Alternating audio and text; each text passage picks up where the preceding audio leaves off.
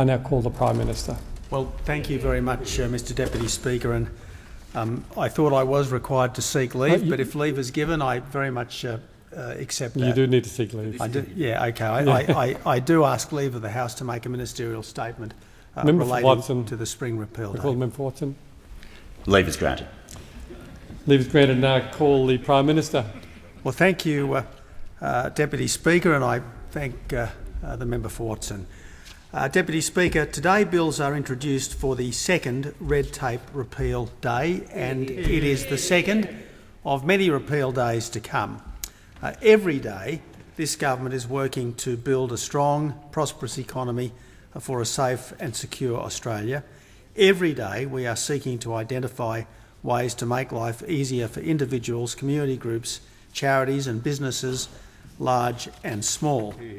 Our economic action strategy aims to remove burdens from business, make our country more competitive and drive more jobs and higher living standards for all Australians. But today, this day, Deputy Speaker, I am pleased to report that since the election, this government has reduced annual red tape costs by over $2 billion. And this more than doubles our original commitment of a $1 billion a year cut in red tape costs. Mr Deputy Speaker, while some regulation is necessary, and nearly all regulations originally had some point, we are now suffering from regulatory overkill. Between 2010 and last year, an Act of Parliament was passed every 2 days. Under the former government, some 21,000 new regulations became part of our national life. And that doesn't include the regulations, laws and bylaws that were added at state, territory and local levels. Now, Mr Deputy Speaker, while it's easy to point to bizarre examples like the ACT government's attempt to require safety supervisors at sausage sizzles, the purpose of this government today is to look beyond the absurd. It is to identify the raft of red tape that adds costs without commensurate public benefit. You talk to any butcher, newsagent, dry cleaner or cafe owner, and he or she will tell you that it is the accumulation of regulation that damages initiative, productivity and the willingness of people to have a go. Now, if red tape can grow incrementally, then it can be cut in the same way, and that is what the government is doing today. When it comes to regulation, we are changing the culture of government. Deregulation units are now in place across government. Ministerial advisory councils have been established in each portfolio so that the people impacted by decisions can have a say on them. Portfolio regulation audits are underway. The performance pay of senior public servants now includes deregulation as a key performance indicator.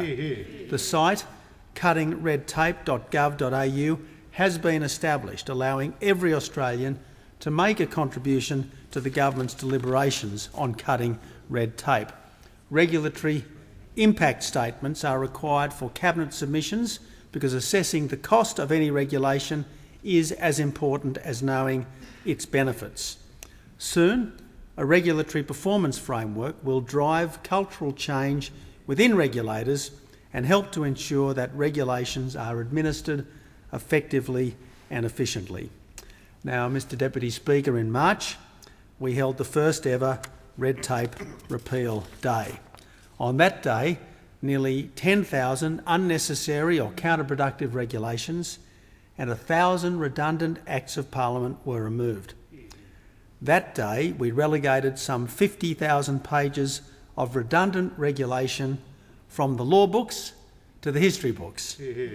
And since the first Red Tape Repeal Day, we've scrapped the carbon tax and the mining tax, and scrapping the carbon tax has not only saved typical households $550 a year, not only has it removed a $9 billion a year handbrake from our economy, but it's provided a direct red tape saving to business of $85 million a year.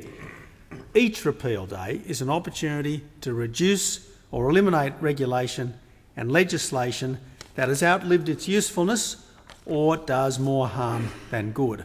And today, we add to this, with almost 1,000 acts and regulations to be scrapped, more than 7,200 pages of legislation and regulation will go as a result of this second Red Tape Repeal Day. These changes, large and small, are about making people's lives easier, because we are a government that's freeing up businesses so that they focus on the people they are meant to serve.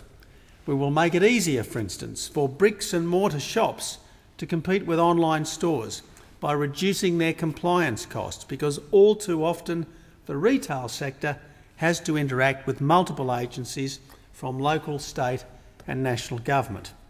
We're making it easier for Australian apprenticeship support network providers, who will no longer have to maintain some 3 million paper files and waste money every quarter doing so. By reducing administrative costs, these service providers can better focus on assisting apprentices and employers in meeting the skills Australia needs. We're also making life simpler for users of managed investment schemes, who will no longer have to undertake 2 separate Know Your Customer checks before they can complete their applications, because 1 check should be enough. Every year, Mr Deputy Speaker, there are over 500,000 new applicants for these schemes, and every duplicate check costs a managed fund around $40, as well as the time the customer spends providing the same information twice. In healthcare, Mr Deputy Speaker, we are reducing the time taken to list medicines on the PBS to improve access to those vital, life-saving and life-enhancing drugs. And we're delivering a one-stop shop for environmental approvals. Reducing these approval delays is expected to result in regulatory savings to business of over $426 million a year. Our industry, innovation and competitiveness agenda is promoting lower costs, better skills and the have-a-go ethos that is so much a part of the Australian character. By reinvigorating Australian businesses, we reinvigorate the economy. And deregulation is an essential part of that agenda, because bubble wrapping our creative minds in red tape stifles innovation and flexibility. Mr Deputy Speaker, importantly, the competitiveness agenda included proposals to reduce duplication of our regulatory arrangements where trusted international standards have already been met or trusted international assessments have already been made. Our guiding principle is that if a system, service or product has been approved under a trusted international standard or risk assessment, then Australian regulators should not impose any additional requirement without a demonstrable reason to do so. And Deputy Speaker, we are already seeing the benefits of this.